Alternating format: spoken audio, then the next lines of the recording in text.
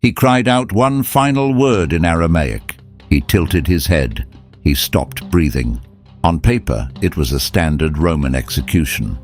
There were thousands of them across the empire every year. Nobody in Rome would have noticed. Nobody outside Judea should have remembered. Except that in the same minute his body went limp, 7 things happened, and every one of them has been debated by historians, scientists, archaeologists, and theologians for 2,000 years.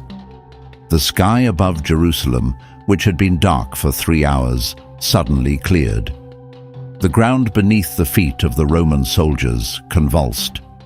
In a temple half a mile away, a curtain 60 feet high split in two from an invisible hand that started at the top. Rocks along the hillside cracked.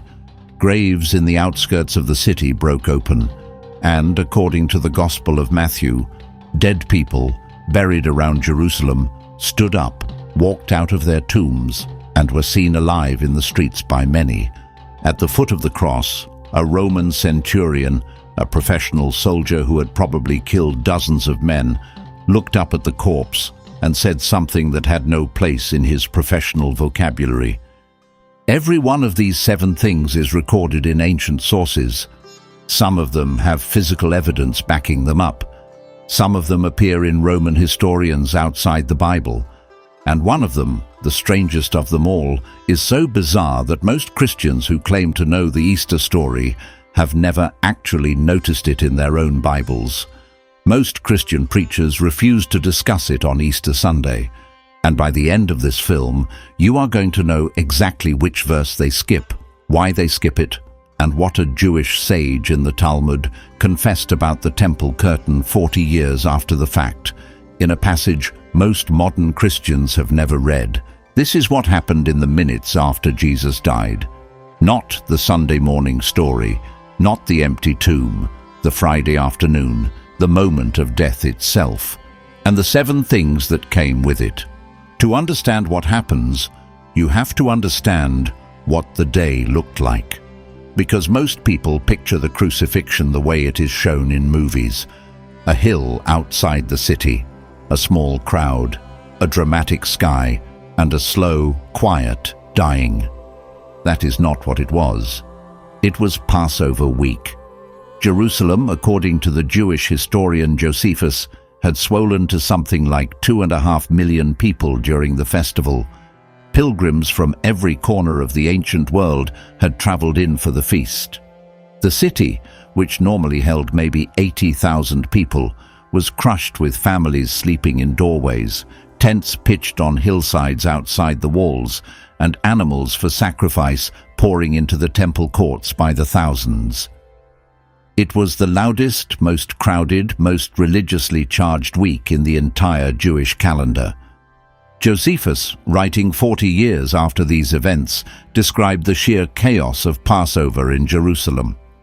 He wrote that during a single Passover, the priests would sacrifice over 250,000 lambs in the temple courts. The blood from these sacrifices, running down channels cut into the temple stone, would eventually flow out of Jerusalem in a stream that turned the Kidron Valley red for days. The smoke from the burnt offerings would rise over the city like a permanent fog. The temple in these days ran on an industrial scale that most modern readers cannot picture without seeing it described. And into this concentrated mass of humanity, into this seething, praying, arguing, sacrificing, sleepless city, Rome had brought its full military presence. The Antonia fortress, adjacent to the temple, was filled with Roman soldiers ready to move at any sign of disturbance. Roman cavalry patrolled the outskirts. Roman engineers manned the water supply routes. And in the middle of the city, watching the crowds from a raised balcony, the prefect Pontius Pilate had personally arrived to make sure the festival did not turn into a rebellion. Rome knew this. Rome was terrified of Passover, because Passover was the festival that celebrated the last time God had rescued the Jewish people from a foreign empire. Every Passover, in Rome's calculation, was a potential uprising, and so every Passover, The Roman prefect Pontius Pilate would leave his usual residence on the coast and travel up to Jerusalem with reinforcements to make sure the city stayed under control. Pilate arrived that year and immediately faced a problem. A Galilean preacher named Yeshua of Nazareth had entered the city on a donkey, been welcomed by crowds waving palm branches, cleared the temple of money changers, and spent the next few days publicly humiliating the religious elites in front of the whole festival crowd. The Sanhedrin, the ruling Jewish council, wanted him dead. Pilate did not particularly want to kill him, but Pilate wanted a riot even less, so he handed the man over, and Roman soldiers took him. They tortured him for hours. They mocked him with a crown of thorns. They forced him to carry a wooden crossbeam through the streets of the city he had entered as a king 5 days earlier.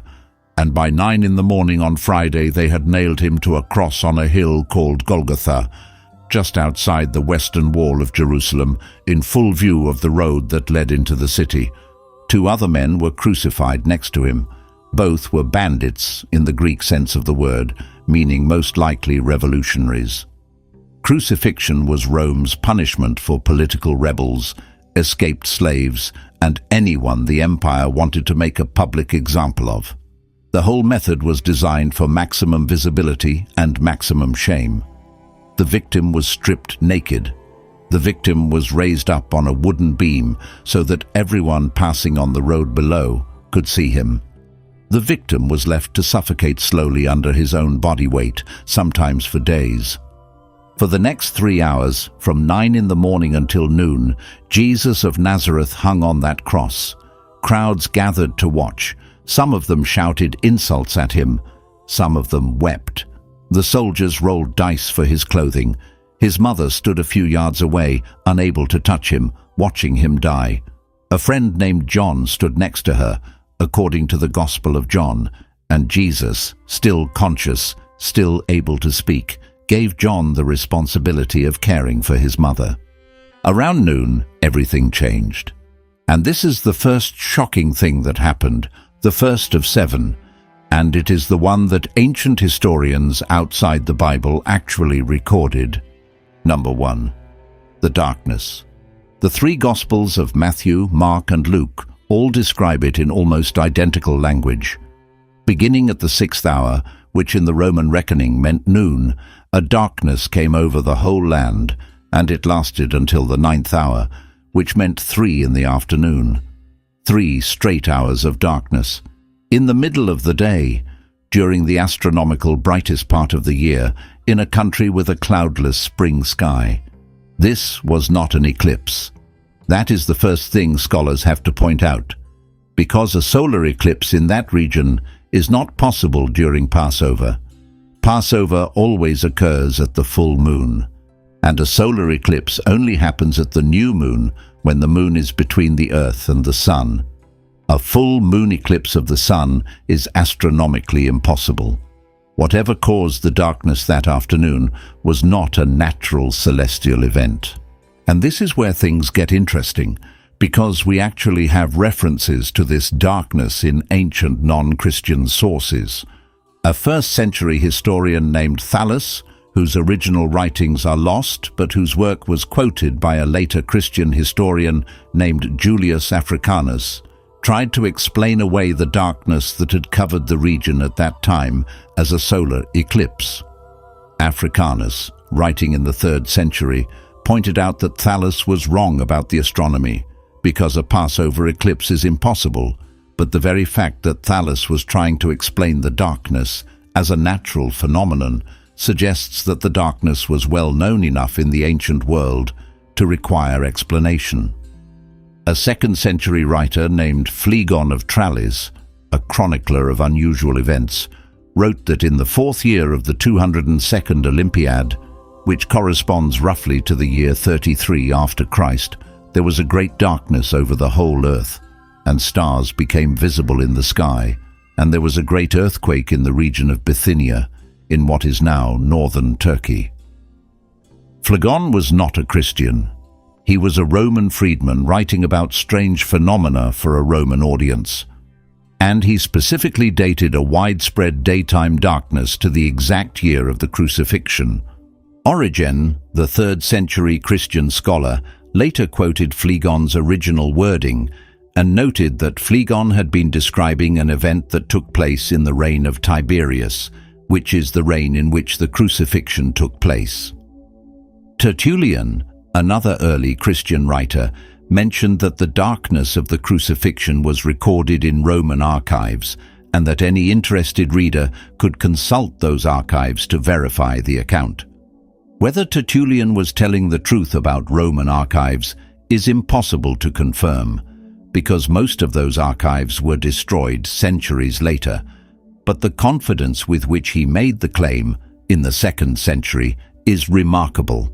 Skeptical scholars have argued that these references may have been reconstructed or exaggerated by later Christian writers who were quoting them, but the fact remains that the darkness is described in multiple sources from multiple traditions at the same historical moment. What was it? Nobody knows. Some scholars have proposed a massive Khamsin, a desert dust storm from Egypt that occasionally blackens the sky over the Middle East. Others have proposed volcanic ash from an unrecorded eruption. Still others have said straightforwardly that the darkness was miraculous, that it fulfilled the ancient prophecy in the book of Amos, chapter 8, verse 9, in which God had said, "I will make the sun go down at noon and darken the earth in broad daylight." Whatever caused it, for 3 hours, the crowds that had gathered around the cross could barely see him. Torches were lit in the middle of the day. The temple, half a mile away, had to burn its lamps. And in that darkness, the man on the cross, weakening by the minute, still spoke. He forgave the soldiers who had crucified him. He promised paradise to one of the criminals dying next to him. He cried out to God in the words of Psalm 22, my God, why have you forsaken me?" Picture the scene as a 1st century pilgrim would have. Passover crowds, tens of thousands strong, had come out of the city to watch these Friday morning crucifixions. They had begun their day in bright sunlight. And then, in the middle of the day, without any warning, the sun had gone. The temperature had dropped. Merchants in the marketplace had closed their stalls. Families had gathered inside. Priests in the temple had lit their lamps and continued the Passover rituals in artificial light. Pilgrims camping outside the walls had built fires and huddled around them. And out at the execution site at Golgotha, the crowds that had come to watch the crucifixion had thinned as people fled back to the safety of the city. Only the closest witnesses remained, the soldiers on duty, the women who loved him, a few disciples watching from a distance, and the man on the middle cross, still breathing, still praying, still moving toward the end. And then, at the end of the 3 hours, at approximately 3 in the afternoon, the darkness lifted, and the second thing happened. Number 2, the final cry. The Gospels record several statements Jesus made from the cross. They are usually called the 7 last words, though technically they are 7 phrases spoken over the last 3 hours of his life. But among all those statements, one stands out, because it is not a prayer, it is not a plea, it is not an apology. It is a single word in Greek, and it changes the meaning of the entire death. The word is tetelestai. The Gospel of John records that Jesus, knowing that his mission was accomplished, said this word aloud, tilted his head, and gave up his spirit. English translations render it as it is finished, but the Greek word is much richer than that. Tetelestai was not just a phrase. It was a commercial and legal term used in the ancient marketplace. Archaeologists have found ancient business documents in which tetelestai is stamped or written across paid invoices. It meant, in the ancient business world, paid in full. The debt is settled. The account is closed. Nothing more is owed. It was also used in other contexts. When a Roman servant delivered a message and completed his errand, he would return to his master and say, Tetelestai. Mission accomplished. When a priest examined an animal for sacrifice and found it acceptable, he would declare it tetelestai, fit for the altar. When a builder finished a house or a Greek artist completed a piece of work, tetelestai was stamped on the receipt of the transaction. Done, complete, whole. And this is the word Jesus chose for his last statement. Not a cry of defeat, not a scream of pain, a single technical word that meant the debt is paid.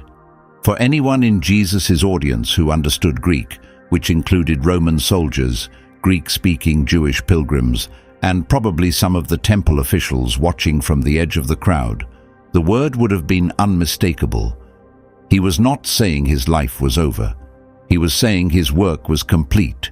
He was announcing from the cross that whatever he had come to do, he had now finished. What was the debt he was paying? That is the question the four Gospels spend their entire narratives answering. But the point, in the moment, is that Jesus died believing his mission had succeeded, that he had accomplished what he had set out to accomplish, that whatever transaction had needed to happen between God and humanity had happened, and that the ledger was now closed. Tetelestai. He said it, he bowed his head, and he stopped breathing. And in the same second, half a mile away inside the Jewish temple, something impossible happened. Number 3. The veil was torn from the top to the bottom. To understand what this meant, you have to understand the temple, because the temple in Jerusalem was not a church. It was not a synagogue.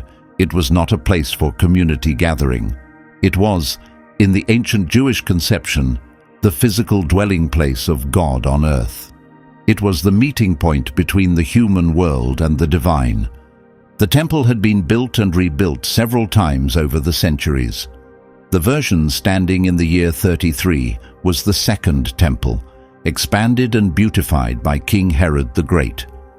Josephus, the Jewish historian who saw it in person before it was destroyed by the Romans in the year 70, described it as one of the most magnificent buildings in the ancient world. Its walls were faced in gleaming white marble, its gates were plated in gold, it rose above the city like a small mountain, and at the very heart of the temple, in its innermost chamber, was a small windowless room called the Holy of Holies. This was, in Jewish theology, the actual dwelling place of the presence of God. It was so sacred that only the high priest could enter it, and even the high priest could only enter it once a year, on the Day of Atonement, and only after extensive ritual purification. If he entered incorrectly, or if he was ritually impure, tradition held that God would strike him dead on the spot. Later, rabbinic sources say that a rope was tied around the high priest's ankle before he entered, so that if he did die inside, the other priests could drag him out without having to enter themselves. Separating the Holy of Holies from the rest of the temple was a curtain, but calling it a curtain understates what it was. Josephus described it in detail. It was 60 feet high and 30 feet wide. It was made of blue, purple, and scarlet fabric, embroidered with the design of the cosmos. And it was, according to the Talmudic sources, 4 inches thick. 4 inches. It was not a curtain in the sense of a piece of hanging cloth. It was a woven wall of textile so heavy that, according to one Talmudic source, it took 300 priests to move it when it needed cleaning. And at the exact moment Jesus died, at 3 in the afternoon on Friday, this veil ripped in two. Every gospel that describes the death of Jesus records this. Matthew, Mark, and Luke all mention it explicitly, and they all include the same crucial detail. The veil was torn from the top to the bottom, not from the bottom up, as it would have if someone had grabbed it and pulled, but from the top, which, given that the top of the veil was 60 feet in the air, meant that no human being could have done it. It was ripped, in the language of the text, as if by a hand that came from above. Rabbinic sources, written after the destruction of the temple, contain hints of a strange event that occurred 40 years before the temple was destroyed. The Talmud, in the tractate Yoma, records that during the 40 years before the temple was destroyed, several miracles that had regularly occurred stopped occurring. The scarlet cord that was tied to the temple door and turned white every Day of Atonement to indicate that God had forgiven Israel stopped turning white. The doors of the temple opened by themselves at night, as if to say that the sanctuary was being abandoned. Rabbi Yohanan ben Zakkai, one of the great sages of that generation, saw the doors open and cried out, "Sanctuary, sanctuary, why do you frighten yourself? I know that you will be destroyed." The temple was destroyed in the year 70. 40 years before that would be the year 30, which is remarkably close to the year most historians place the crucifixion. The Talmud lists other omens from that same 40-year period. The westernmost lamp of the temple menorah, which had traditionally burned continuously, would go out repeatedly without explanation. The lot cast for the scapegoat on the Day of Atonement, which had traditionally come up on the right hand of the high priest to indicate divine favor, began coming up on the left instead. These were, in the rabbinic understanding, signs that God's presence was withdrawing from the sanctuary. Signs that the covenant that had held between God and the temple for centuries was, in some incomprehensible way, being unwound. Some scholars have suggested that the Talmudic tradition of the temple, showing signs of divine abandonment 40 years before its destruction, may be an indirect reference to what happened at the crucifixion. That the Jewish sages of the first century saw something happen in the temple at that time that led them to conclude that God had left the building. The Talmud does not connect these signs to Jesus. The Talmud was written by rabbis who did not accept Jesus as the Messiah. But the timing of the signs, according to their own tradition, corresponds almost exactly to the timing of his death. Whether the veil of the Holy of Holies was actually torn in a physical event, or whether the tearing was a supernatural sign visible only to those with eyes to see it, the message of the Gospels is unmistakable. Something happened in the temple at the moment of Jesus' death. The barrier between the presence of God and the ordinary space of human worship, the barrier that had stood for centuries, the barrier that separated the holy from the common, was gone. Torn open from the top by something that no human hand could have reached. And at almost the same instant, the earth started to move. Number 4. The Great Earthquake. Matthew, in his account of the death of Jesus, uses a very specific word for what happened next. He uses the Greek word seismos. It is the root of our English word seismic. It means a violent shaking of the ground. The earth shook, Matthew writes, and the rocks were split. For centuries, this description was read as symbolic, as a poetic image, as the gospel writer's way of expressing that even the natural world could not stand the horror of what had just happened. Modern scholars, particularly in the 20th century, tended to treat the earthquake as a literary device rather than a historical event. Then, in 2012, a team of geologists, led by a researcher named Jefferson Williams, published a study in the journal International Geology Review. The study analyzed sediment cores from the shore of the Dead Sea, near a beach called Ein Gedi. Sediment cores are essentially cylinders of layered mud, drilled from the lakebed, that record centuries of geological history. Each layer represents a period of time, and earthquakes, when they occur, disturb the layers in ways that leave visible signatures in the sediment record. The Ein Gedi cores showed multiple earthquake events over the millennia, and two of them in particular could be dated to specific periods. One was a large earthquake in the year 31 before Christ, known from Josephus as the Masada earthquake, and the other was a smaller but still detectable earthquake, dated by the sediment analysis to somewhere between the years 26 and 36 after Christ. That window includes the year of the Crucifixion. The geologists who published the study were cautious. They noted that the seismic evidence did not prove the biblical earthquake occurred. It only proved that an earthquake of moderate but detectable size had occurred in the Dead Sea region during the exact window of time in which the crucifixion took place. The researchers concluded that the Matthew account of an earthquake at the moment of Jesus' death is consistent with the geological record, and that if a first-century writer was going to invent a fictional earthquake, it is unusual coincidence that he happened to invent one during a period in which the geological data now suggests one did actually occur. The finding was published in a peer-reviewed geology journal, not a theological journal. It made no claim about the meaning of the event. It only said that the physical evidence from the mud of the Dead Sea is consistent with what Matthew wrote about the day Jesus died. And Matthew described it not as a subtle tremor, but as a significant shaking. The rocks around Jerusalem, he says, split, which brings us to the fifth shocking thing. Number 5, the rocks split. Golgotha, the hill where Jesus was crucified, was a low, rounded rise just outside the western wall of Jerusalem. It was probably an abandoned stone quarry that Rome used as an execution site. The traditional site, at the location now marked by the Church of the Holy Sepulchre, still contains a large rocky outcrop with distinctive fissures visible today. Some geologists have argued the cracks are consistent with seismic damage from the 1st century. Others have argued the opposite. The physical evidence is limited, but Matthew's account is very specific. The Greek word he uses for the rock splitting is schizo. It is the same word from which we get our English word schism. It is not the word for a hairline crack. It is the word for a decisive rupture, a tearing open, a breaking of something that had been closed for a long time.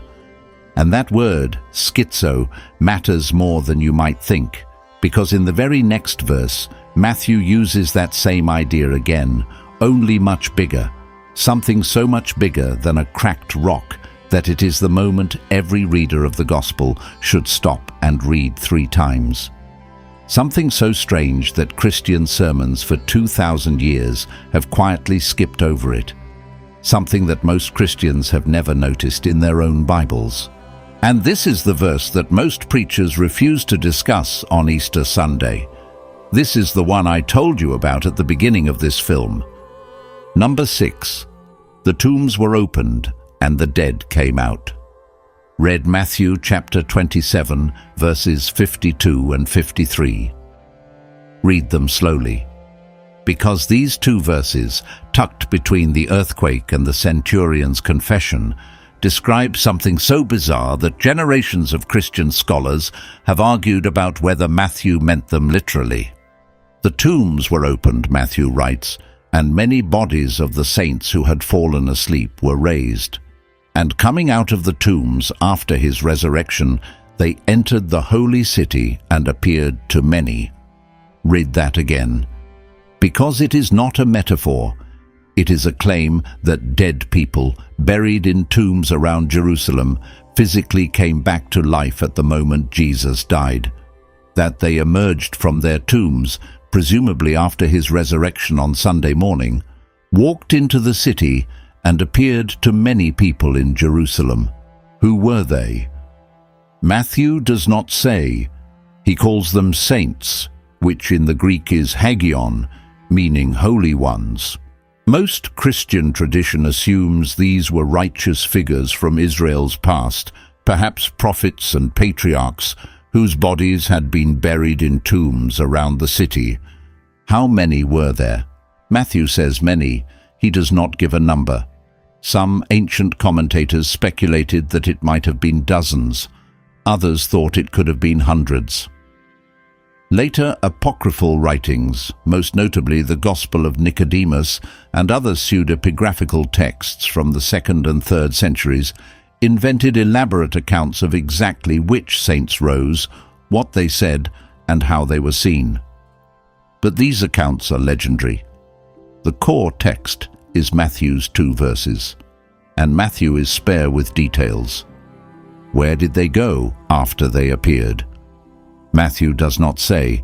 He simply reports that they appeared to many, and then his narrative moves on, as if this were a routine detail rather than one of the most miraculous events he has ever described. What happened to them next? Did they die again? Did they ascend to heaven with Jesus 40 days later? Did they simply walk back to their tombs and lie down? Did they resume their old lives with their families, now decades or centuries younger, in a Jerusalem that had continued without them? Matthew does not answer any of these questions. The verses are, in the technical language of biblical scholarship, an interpretive puzzle. Only Matthew records this event. It does not appear in Mark, Luke, or John. It does not appear in any other early Christian source before Matthew. And it does not appear in any Roman or Jewish historian outside the New Testament. For skeptical scholars, this silence is a serious problem. If dead saints had risen and walked around Jerusalem, they argue, someone else would have written about it. The Roman historians would have noticed. Josephus, who wrote extensively about the events of first-century Jerusalem, would have mentioned it. The other Gospel writers, who describe the crucifixion in detail, would have included such a shocking detail. The fact that only Matthew reports this event has led many scholars to conclude that it may be a symbolic addition to the crucifixion narrative, meant to evoke Old Testament prophecies about the resurrection of the dead in the last days. Specifically, the vision in Ezekiel chapter 37 of the Valley of Dry Bones, where the dead rise and stand as a great army, and the prophecy in Daniel chapter 12 about the multitudes who sleep in the dust of the earth awakening at the last day. In this reading, Matthew is not writing history, he is writing theology. He is telling his readers that the death of Jesus was the moment that started the resurrection promised for the end of history, that the dead saints walking out of their tombs were a preview of what would eventually happen to all believers. For traditional Christian scholars, the passage is read literally. Matthew is describing an actual physical event. The saints did rise. They did appear in the city. They did give their appearance to many. The fact that no other historian records it is strange, but not impossible. Ancient historians did not record everything, especially events that would have been dismissed as mass hallucination by the elite classes. And the fact that Matthew, writing for a Jewish Christian audience, thought the event important enough to include suggests that the tradition was known in his circle, even if it did not spread widely in others. Some scholars have offered a middle reading, that something happened, that witnesses in Jerusalem after the resurrection reported seeing figures they identified as risen saints, that these accounts, whether hallucinatory, visionary, or actual, circulated in the early Christian community, that Matthew, writing his Gospel some decades later, included the tradition because it was known to his readers, and that we, 2,000 years later, cannot say what the original witnesses saw, only what they reported. Whichever reading is correct, the verses raise questions that Christians have wrestled with for 2,000 years. If dead saints came back at the moment of Christ's death, does it mean the general resurrection had already begun? Was this a preview of what is promised for the end of history? Were the saints who appeared witnesses to the events of the resurrection sent to confirm to Jerusalem that something cosmic had happened? Imagine for a moment that you had been in Jerusalem on the Sunday morning after the crucifixion. Imagine you were walking through the streets of the city on your way to the temple, having just heard the rumors that the tomb of the executed rabbi had been found empty. Imagine you turned a corner in the marketplace and saw, standing in front of you, a person you recognized, a person you knew had died years ago, maybe a grandfather, maybe a teacher, maybe a prophet whose stone tomb had stood on the Mount of Olives for centuries, standing in the marketplace, alive. What would you have done? Would you have run? Would you have wept? Would you have gone to the temple and told the priests? Would you have tried to touch them? Would you have believed your own eyes? That, according to Matthew, is what happened to many people that Sunday. Not to one witness in an isolated moment, but to many spread across the city, over the course of an unknown period of time. The dead had come back and been seen by many. Or, in the more chilling reading, were these two verses Matthew's way of describing the sheer scale of what happened at the moment of Christ's death? That the barrier between life and death, like the barrier of the temple veil, had cracked. That for a brief moment, the natural laws that separated the living from the dead had broken open. That the dead had, quite literally, walked out of their graves and been seen by many. The passage remains in the Christian scriptures one of the strangest and least discussed pieces of the entire Passion narrative. Every year at Easter, millions of Christians hear sermons about the empty tomb. Almost none of them hear sermons about the tombs, plural, that opened at the moment of Christ's death, about the dead who walked back into Jerusalem, about the appearances to many that happened in parallel with the resurrection appearances of Jesus himself. There is something almost willful in the way this passage has been ignored. Christian preachers have talked about the empty tomb of Jesus for 2,000 years. They have talked about the appearances to Mary Magdalene, to Peter, to the disciples in the upper room, to the two on the road to Emmaus, to Thomas, to the 500, to Paul on the road to Damascus. But the multiple empty tombs of Matthew 27, verse 52, and the appearances to many in the streets of Jerusalem have almost no place in modern Christian preaching. The passage is skipped, or spiritualized, or mentioned in passing and moved past. Matthew mentions it and moves on. But at the foot of the cross, at 3 p.m. on that Friday, one man was watching everything that had just happened. And what he said, in the very next verse, has become one of the most famous confessions in the New Testament. Number 7. The Roman centurion.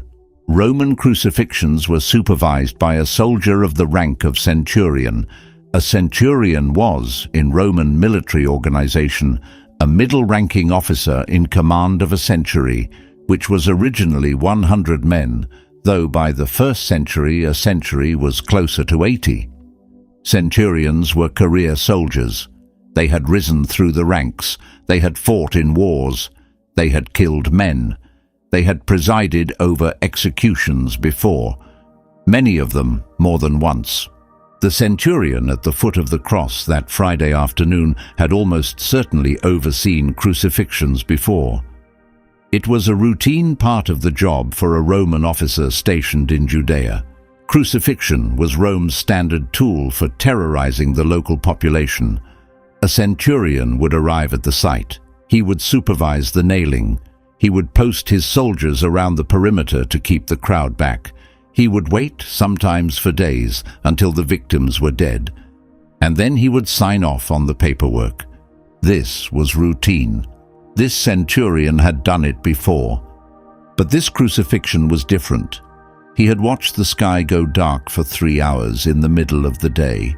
He had watched the man on the middle cross die at the exact moment he shouted a single word about a debt being paid. He had felt the earth shake. He had seen the rocks around him split. And he had, presumably, heard the reports coming in from the temple that the great curtain had torn. And Matthew records what he did next. The centurion and those who were with him keeping watch over Jesus, seeing the earthquake and everything that had happened, were terrified. And they said, "Truly, this was the Son of God." This was not what a Roman soldier was supposed to say. Rome did not accept multiple gods lightly, and Roman soldiers in a foreign province were expected to identify with Roman deities, not with local religious claims about crucified Jewish rabbis. For a centurion to look at the corpse of the man he had just crucified and say, "Truly this was the Son of God," was to make a statement that had no place in his professional vocabulary. It was, in the strictest sense, an act of insubordination to his own culture's religion. The Gospel of Mark records essentially the same statement. Luke's version is slightly different. Luke has the centurion say, "Truly, this was a righteous man." Some scholars have argued that Luke's version is the more historically accurate, and that Matthew and Mark added the fuller Son of God confession later. Others argue that Matthew and Mark are recording the fuller version of what the centurion actually said in the immediate aftermath of the death. Whatever the exact wording, the fact remains. A Roman soldier, standing at the foot of the cross, said something that acknowledged that the man he had just killed was more than a common criminal. And that acknowledgement has become, in Christian tradition, one of the most theologically significant moments in the Passion narrative, because it is the first human confession after the death of Jesus that Jesus was who he had said he was. Later, Christian tradition gave the centurion a name. He is called in the various apocryphal legends that developed over the centuries Longinus. There is no historical evidence that this was actually his name. It comes from a Greek word, longche, meaning spear, because tradition also identifies this centurion with the soldier who, according to the Gospel of John, pierced Jesus in the side with a spear to confirm that he was dead. Some traditions say that when the blood and water flowed from Jesus' side, some of it fell into the centurion's eyes, and it healed a partial blindness he had suffered from. Other traditions say that the centurion converted to Christianity, resigned his commission, traveled to Cappadocia in what is now Turkey, and was eventually martyred for his faith. The medieval sources for Longinus grew increasingly elaborate. By the 10th century, hagiographers had written full biographies of him. According to these legends, he became one of the first Gentile evangelists. He preached in the villages of his native region. He was arrested by a governor named Octavius. He was tortured. He was executed. His severed head, according to one tradition, was buried in a garbage heap and later rediscovered by a blind woman who was healed at the moment she touched it. The spear he had used to pierce Jesus, called the Holy Lance, became one of the most sought-after relics of medieval Christianity. Multiple churches across Europe still claim to possess pieces of it. Kings went to war over which fragment was authentic. The Habsburg dynasty kept one version in the imperial treasury of Vienna for centuries. None of these later stories are confirmed by first-century sources. They are pious legends that developed over the centuries in the medieval church. But they capture something true about the impact of the crucifixion on the man who supervised it.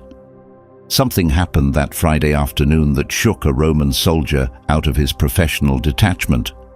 Something that made him say out loud, in front of his own men, in front of the Jewish crowd, in front of the dying and the dead, that the man on the middle cross was not just another rebel, that there was something about him.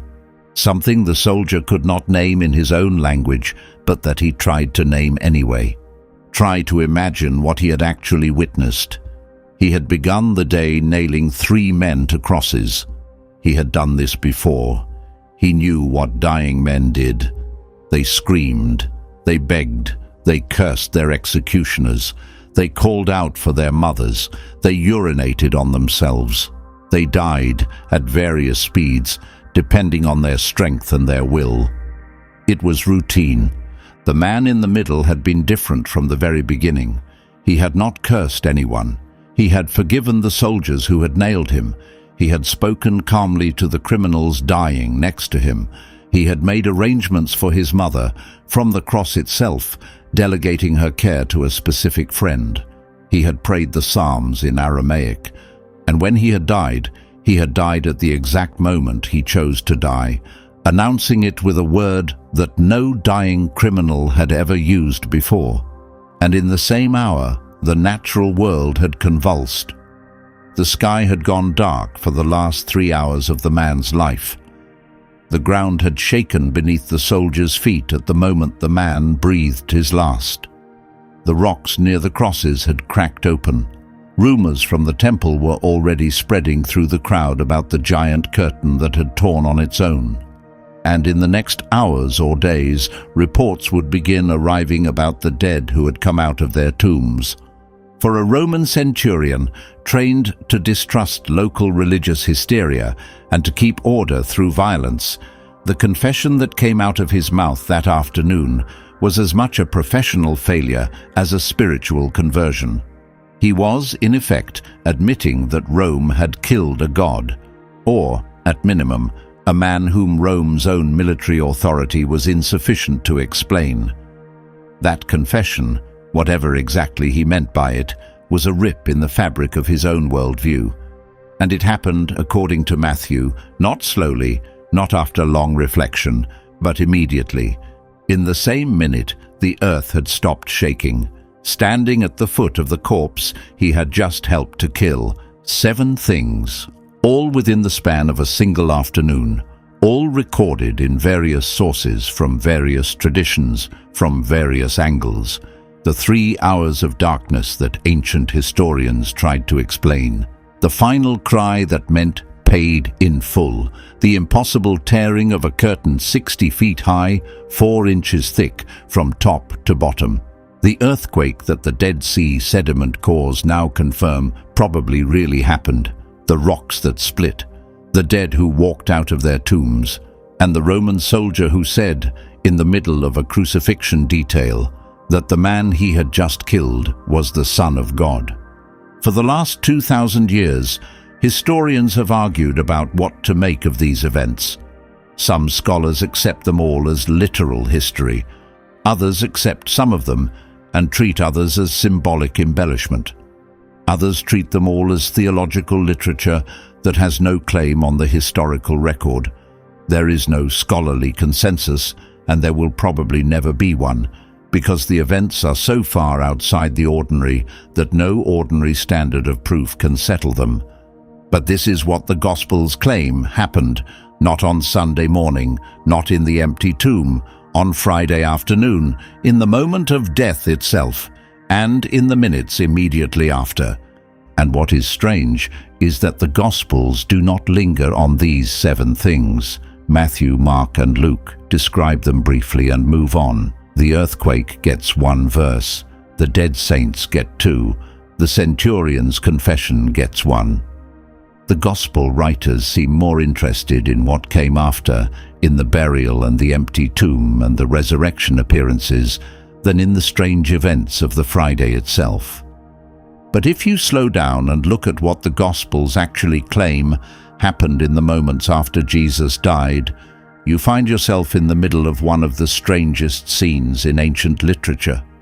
A sky that had been dark for 3 hours suddenly clearing, a curtain in a temple half a mile away ripping in 2 from the top, the ground shaking beneath thousands of pilgrims, rocks in a hillside cracking open, tombs breaking their seals, and a Roman soldier, hardened by years of imperial service, staring at a dead body and saying in front of his own men, "This was the Son of God." If any single one of these events had happened in isolation, it would still be remarkable. But the claim of the Gospels is that all of them happened in the same afternoon, in the same 3-hour window, in response to the same event, the death of a single Jewish rabbi on a cross outside Jerusalem. That is the claim. That is what Matthew, Mark, Luke, and John are asking their readers to believe. And that is why, for 2,000 years, this Friday afternoon has been remembered not as a routine Roman execution, but as something that historians, theologians, and ordinary believers have felt compelled to explain. Whether any of these events happened exactly the way the Gospels describe them is a question every reader has to answer for themselves. But the fact remains, multiple Gospel writers, working from different traditions in different cities for different audiences, all recorded the same core story. that the death of Jesus was accompanied by signs that could not be explained by ordinary means, that the sky, the earth, the temple, the graves, and even a Roman soldier all reacted at the moment of his death, and that whatever happened in those 3 hours has remained, ever since, the most debated afternoon in the history of the world. Consider the pattern of it. Look at the sequence the Gospels describe. Darkness first, covering the whole land, as if the created order itself were mourning. Then the cry of a paid debt. Then a temple curtain torn by no human hand. Then the ground itself, convulsing under the weight of what had just happened. Then rocks splitting. Then graves opening. Then dead bodies rising and walking into the city. Then a soldier, forgetting his uniform and speaking the language of a worshipper. Every element of the ancient cosmology, from the highest heavens to the underworld beneath, from the human temple to the human heart, reacting to a single death in a single afternoon. It is almost as if the Gospel writers, in the way they arrange these events, were trying to tell their readers something that mere words could not contain. That what had happened on that cross was not one event, but the pivot of many events. That the death of this one man had, in the framing of the Gospels, cracked the frame of the whole world for 3 hours, and that the cracks were not just in the sky or in the earth or in the temple. The cracks were in the very order of things. The old order was breaking, and something new was starting. Whether you accept that framing as literal history, as theological literature, or as something in between, the sheer coherence of the picture the Gospels draw is worth pausing over. Because these 7 events, taken together, are not random. They are the destruction of every boundary the ancient world believed in. The boundary between light and dark. The boundary between the sacred and the common. The boundary between the earth and the sky. The boundary between the living and the dead. The boundary between Rome and Judea, between empire and gospel. Every one of these boundaries, according to the gospel writers, was breached at the same afternoon, and breached in every case by a movement from the divine side toward the human side, not the other way around. Darkness came down, the curtain tore from the top. The saints came out of their tombs. The centurion, watching, was struck from above with a confession he did not want to make. The direction was always the same. Something from beyond the world was breaking into it. So the question comes back to you. If you had been there, if you had stood in the crowd that Friday afternoon, if you had felt the darkness settle over Jerusalem at noon, if you had watched a man die at 3 and then felt the ground shake beneath your feet, and heard the reports of the temple curtain tearing, and seen a Roman soldier weeping at the foot of the cross, what would you have concluded? Would you have written it off as coincidence? Would you have called it superstition? Would you have gone home and forgotten about it? Or would you have felt, in some place deeper than argument, that something enormous had just happened? Something that reshaped the world you were standing in without you quite understanding how? Because that is the question the Gospels are really asking. They are not asking you to prove the earthquake. They are not asking you to date the darkness. They are asking you what you would have thought if you had been standing there. And they are telling you that the Roman soldier, the professional executioner, the man who had killed dozens of victims and never been shaken by any of them, stood at the foot of this cross and could not stop himself from saying, out loud, that this was the Son of God. Tell me in the comments. I want to hear 2 answers from you, not one. Answer 1. Of the 7 things I just described, which is the one you find hardest to believe actually happened that afternoon? Not what the Bible claims, what you are skeptical of. If you had to name just one of the 7 as the least plausible, which one is it? The darkness, the tetelestai, the torn veil, the earthquake, the rocks, the dead in the streets, or the centurion? Pick one, only one, the one you doubt most, Answer 2. Which of the 7, if you had witnessed it in person, would have shaken your worldview enough that you could not have walked away as the same person? If you had to name the single event that would have gotten past your defenses, which one would it be? Just one. The one that would have broken through. 2 answers.